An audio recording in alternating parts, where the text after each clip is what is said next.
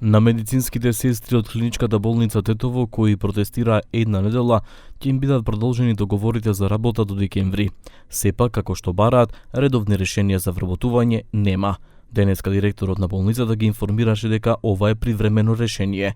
Медицинските сестри се незадоволни и најавуваат дека ќе продолжат да бараат решение за редовно работување. Prej kërkesave ishte të marrim vendime të përhershme pune dhe tjetra ishte domethënë të paguhen pagat e papaguara për muaj që ngecën, gjithashtu edhe të kemi një kontratë në vepër që ne të mundim mos punojmë pa paga.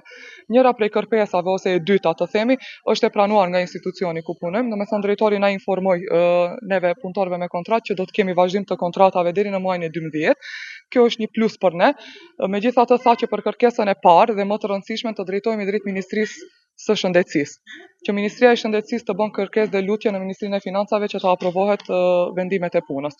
Kështu, ne presim që tash drejtori na informoj se do ketë për pagesat, do na pagoje. Problemi është se vetëm për vendimet nuk kemi ende informat të saktë. Domethënë drejtori thanë për të une nuk jeni, dhe duhet të kaloni në ministri, se nuk japu vendime, ministria vendosët.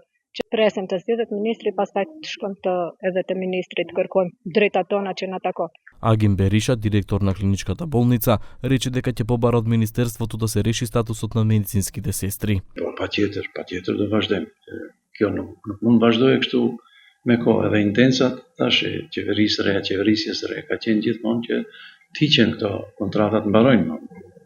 Me kontratat po sistemohen njerëzit si duhet me vendime pune.